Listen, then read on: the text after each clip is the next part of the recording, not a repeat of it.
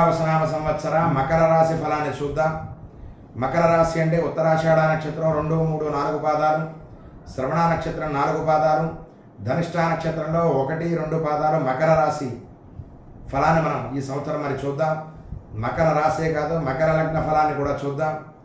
మకర రాశి వారికి ఆదాయం 8, వ్యయం 14, రాజపూజ్యం 4, అవమానం 5.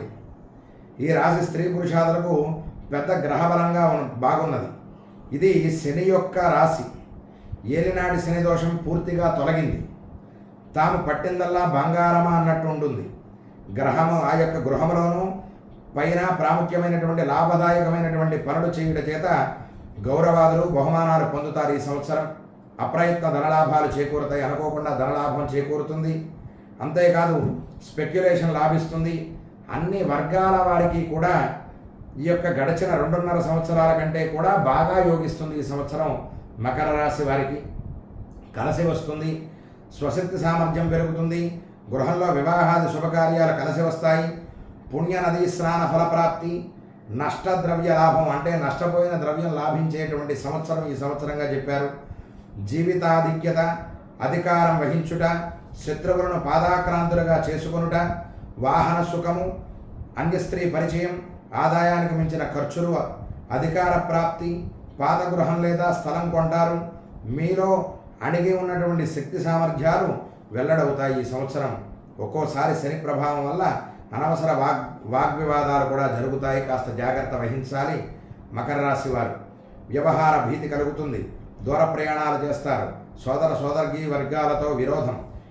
ఏ రకమైన వృత్తులలో జీవించే వాళ్ళకైనా యోగదాయకంగా చెప్పారు. ఈ సంవత్సరం ఎవరికి తల వంచే పనే లేదు. ఆదాయం కూడా పెరుగుతుంది.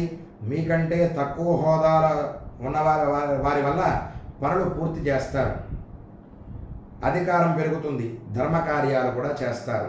మరి ఈ సంవత్సరం మకర రాశి వారికి అందరి మంచి విశేష ఫలాన్ని చెప్పడం జరిగింది.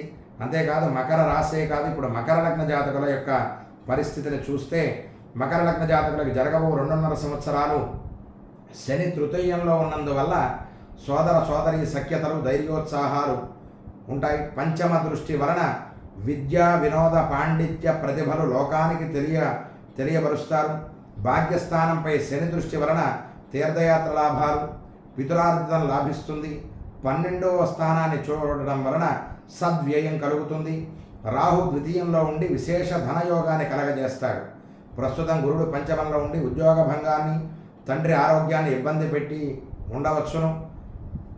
మే 14 తర్వాత గురుడు పాపిగా 6వ స్థానంలో ఉండడం వలన శత్రురోగ రుణాలు కలగక మంచిగా ఉండుటకు ఆ యొక్క గురువార నియమాన్ని, అంటే ఈ సంవత్సరం అంతా గురుబలాన్ని గురించి అన్ని రాశుల వారికి విశేషంగా చెప్పడం జరుగుతోంది.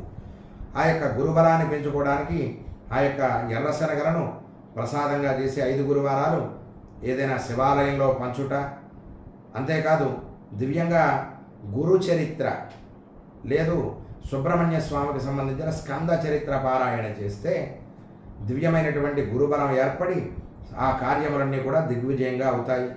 కానీ ఆ యొక్క దివ్యమైనటువంటి గురుడు పంచమంలో ఉన్నా కూడా ఇక షష్టమంలోకి మారాక జూన్ నుండి రాహు వచ్చిన తర్వాత ధనయోగం విశేషంగా లాభిస్తుంది. గురు మంగళవార నియమాలతో పాటించిన ఈ లగ్న జాతకులకు యోగములు కలుగును. కాబట్టి ఆ యొక్క దివ్యమైనటువంటి మకర రాశి వారు, మకర లగ్నం వారు తగిన శాంతులు, అంటే మంచి ఉంది చెడు ఉంది కాబట్టి ఆ మిశ్రమ ఫలాలను మనం చూసుకుని దానికి తగిన విధంగా మనం ముందుకు వెళ్ళడం చాలా విశేష ఫలాన్ని మనకి ఇస్తాయి.